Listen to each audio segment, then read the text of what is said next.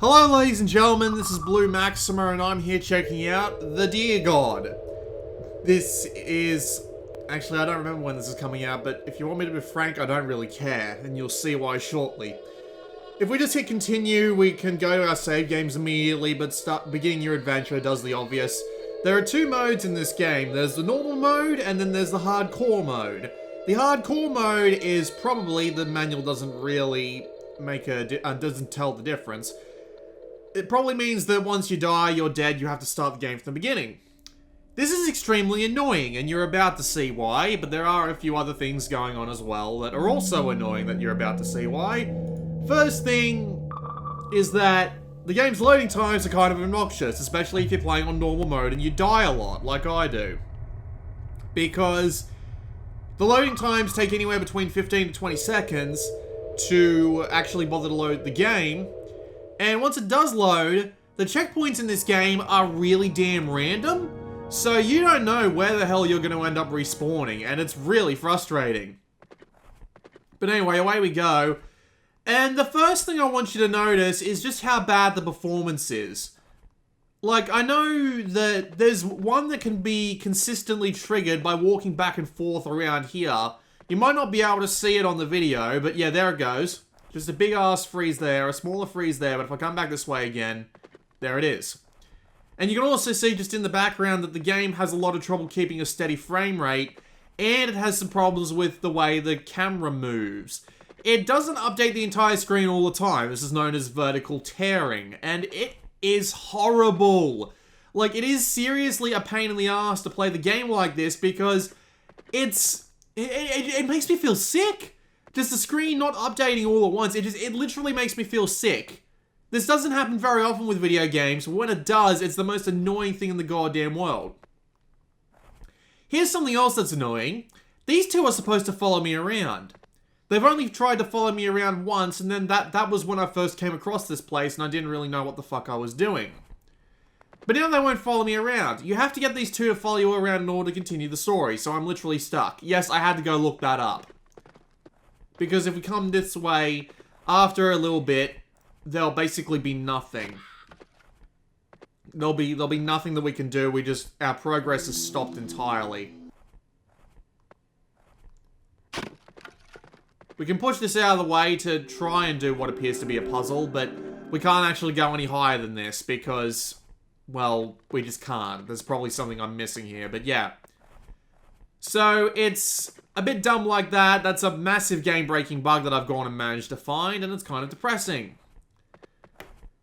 Now, you are a deer, and you have been turned into a deer because you were previously a human by the Deer God.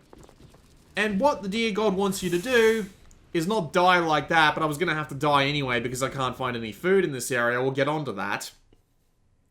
What the Deer God wants you to do is learn what it's like to be a deer via doing things including going and talking to humans, which deer don't do very often. It's a bit odd.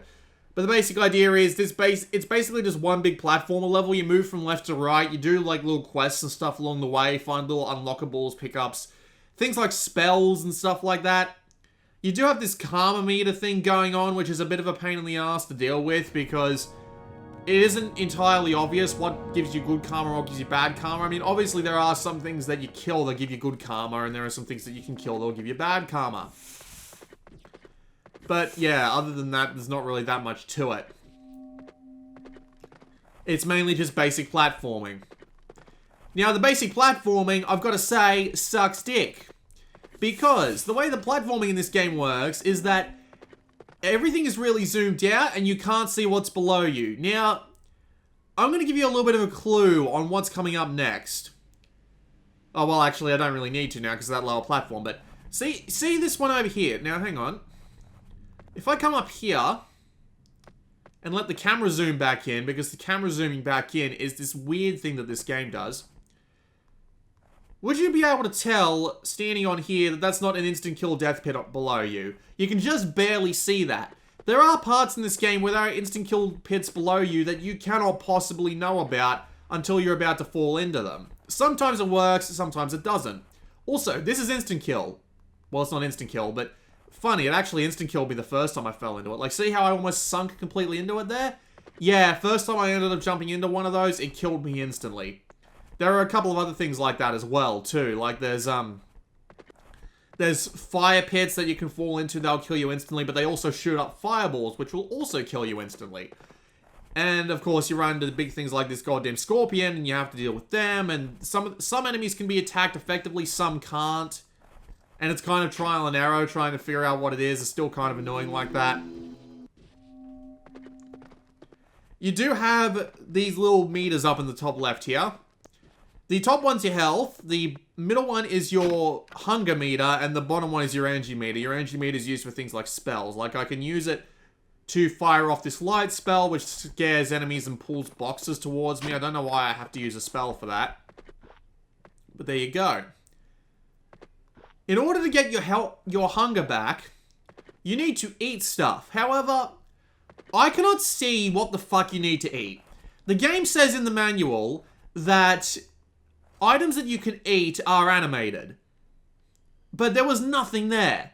There's been nothing in the last few of my feeding places that is actually animated, so therefore it's edible. Even in the earlier areas where items that you can eat actually do stick out like sore thumbs, they don't even stick out like sore thumbs. That's a really bad choice of words on my part. They're so tiny and small because of the way the camera in this game works that you end up just being completely and utterly stuck. This is a... No, that's not a death pit, but it's bloody close. So, seeing things that you actually have to eat, and even some enemies can blend into the background really well, it's just... Seeing stuff like that is just a massive pain. Because it's so tiny that you have to basically stand still and wait for the camera to zoom back in. You have no manual control over the game's camera, by the way, and see how it starts really zoomed in? You might entirely miss a platform just because of how badly it zooms in, and the only way that you can get the camera to zoom out to anything remotely reasonable is to start moving really fast. And I just fell straight into a spike here, which means it's going to have to respawn me now. Brilliant. You can't actually use the D-pad to control yourself, by the way. It's analog stick all the way, despite the fact that when you're in the actual game, the D-pad does absolutely nothing. Don't ask me why this is a thing, it just is. You even use the D-pad in the inventory to, like, change your items, which I will show you once the game decides it wants to load again. There we go. So if I hit triangle here, you can see your inventory with a bunch of random stuff that you can use for different purposes.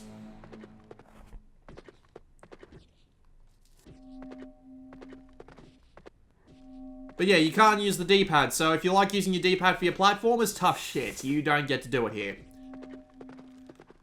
There are puzzles, but most of them, well, not even most of them, I have to admit, I've only seen one or two. And the one that I've really gotten an actual grip on is a massive pain in the ass, purely because of the way it works. How it works was basically, the puzzle needs to be done in a... What the... Oh, look, I can actually see below the terrain. The way the puzzle I'm talking about works is that you basically had to do it in a very specific order. Move anything else out of the way and you basically have to go back and start the puzzle again. And with the game working on a hardcore mode where you can't die, in order to actually get the puzzle back to the default position, you would have to die and let the game reset everything. And you can't really do that. You can't do that on a hardcore mode where you need to keep your deers alive. There is a whole, like, secondary life system that the game gives you called, well, it's not really called anything, but it's a system where you can mate with female deer, and the offspring will be your extra life. Unfortunately, I don't think I'm high enough age to do it yet. You get, you earn age on your deer by doing things like killing enemies and... Right. I missed the platform and I have to respawn again. Shit. I feel bad for the people playing this on hardcore. One mistake, and they end up losing an entire game, more than likely. So the way the deer system works is that once you've had the baby deer, they follow you around and you have to keep them alive. However, the damn things won't follow you around for more than 2 seconds without getting stuck on something, and chances are they won't start following you again. I tried this with 2 different baby deer. They follow you around for like 5 seconds, then they get stuck on the tiniest platform or whatever. I don't know why you have to fight ghosts here, you just do. It doesn't actually give you anything. I don't even know why I'm bothering to attack them, but... But yeah. To make the deer follow you around is an exercise in frustration, and it's a massive pain in the ass to deal with. Also, you can only use each deer as a spawn point once, so there's no more than 1 deer baby per female deer, so... You lose that 1 deer and you are done, son. Quite frustrating, I must say. There are a couple of other weird systems, like, or just a couple of weird things in general, like, in the intro cutscene, they give you subtitles, but only for the humans. When the deer god itself starts talking, it doesn't actually have subtitles, which is weird because it's the hardest thing to understand out of all of them. I'm legitimately not sure what the deal is with that one.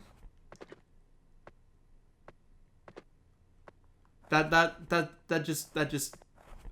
just sends me for a loop. I have no idea what the deal is with that. You can talk to people, but I cannot provide anything else.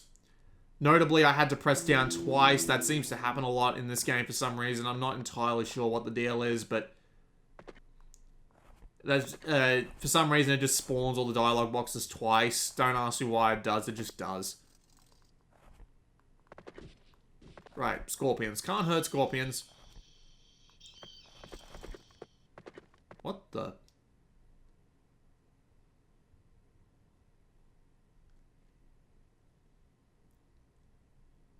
One other weird thing I was about to mention was that the way the background and the foreground works, where there's stuff in the background and stuff in the foreground, is that you end up having troubles trying to see what's in the what you can actually jump on and what you can't jump on, because despite the fact that there's stuff in the background and the foreground that looks like you can jump on it, this game, it takes place entirely on a single plane, as far as I'm aware. There might be something that lets you jump into the background or foreground later on, but I haven't seen anything in the background or the foreground that's really worth anything, so... Yeah. Did I mention the game is really fucking buggy? I don't know how the hell I managed to get those scorpions to send me through the wall and down into the endless abyss. But I did. And I might as well talk about the fact that the game's graphical fidelity and sound effects aren't particularly great either, and the soundtrack is barely there, so I got nothing. I mean, I know I've only been playing this game for about an hour at this point, but frankly, I could not care less. I just find the game really hard to care about. The gameplay itself is rather dull just to begin with. The puzzle solving is a pain in the ass, because if you fuck it up, you basically have to respawn in order to get a new try. The deer checkpoint system is dumb, the controls are dumb, the performance is terrible. And it literally made me feel sick playing it. It's impressive, it really is. I do not care.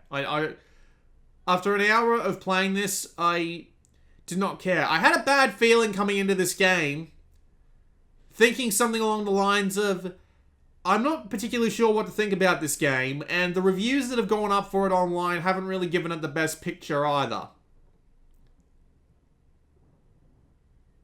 But the fact that this is going to happen now, on video, I have not seen this. I've seen this happen in other games, but I have not seen it happen in the Deer God itself. I wonder if I actually, did a little bit of sequence breaking there. I wonder where it's going to put me. One life left. Did I just hear it say 1 life left? I really couldn't make that out. Trying to hear what it's trying to say on the headphones, not the headphones, the speakers, sorry, is horrible. It really is. The sound quality in this game really isn't that good. I hear snaps and crackles every now and again. It's really bad. It's disappointing, because this was made by... I guess I didn't do any sequence breaking, which is a little unfortunate. It would have been funny to get a little bit further on in the game. It's a little unfortunate, as I was saying, because the same people who made this, at least I think it's the same people who made this, like, let me start from the beginning. There is a team involved in this called Crescent Moon Games, and Crescent Moon Games have made a bunch of mobile games, including the Raven Sword, I think it's called, RPG series for, I'm just gonna die because it said I have one life left, and I want to see what the deal is. They made an RPG series called Raven Sword, which is basically like Skyrim on mobile. And to see a game like the Deer God get ported to the Vita instead of a game like that is just depressing. Like, there's not much else I can say about it. It's just really bad. I don't get why they decided to port this one. Like, this game did get some pretty bad reviews on PC, so I don't know why they went to the effort.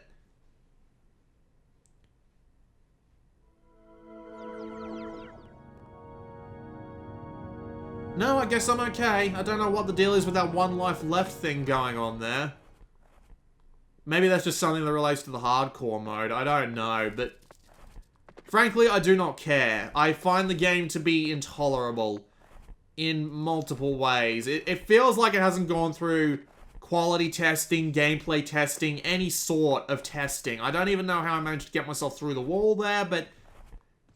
considering this game makes you backtrack a bit because you too tend to get new abilities, I really don't know how they missed that one. So yeah, there you go. There's a little bit of debugging for you, but it's not like it matters because I'm not going to be telling people to buy this game anyway. It's crap. I legitimately find nothing that's worth praising about this. Like, seriously, look at these performance drops. It's just the fact that I can see through the bottom of the world here. Like, come on, guys. Don't you know how to... oh, jeez. Oh, look, you can even see where... if I just jump in that again, you can actually see where the bottom of the... you can see where the bottom of the thing is. See? Look at that. You can... that's the box. If you touch that, that's where you die. Okay. Let's actually touch it and see... yep, as soon as you touch it, that's what kills you. Did they test this at all, honestly? But yeah, that's it. I do not care anymore. That was a look at the Deer God. Horrendously untested, combined with the fact that it's not a very good game to begin with, makes a very poor game indeed. Not worth the time to seek it out and play it. Not even close. This has been Blue Maxima, and I will see you all next time.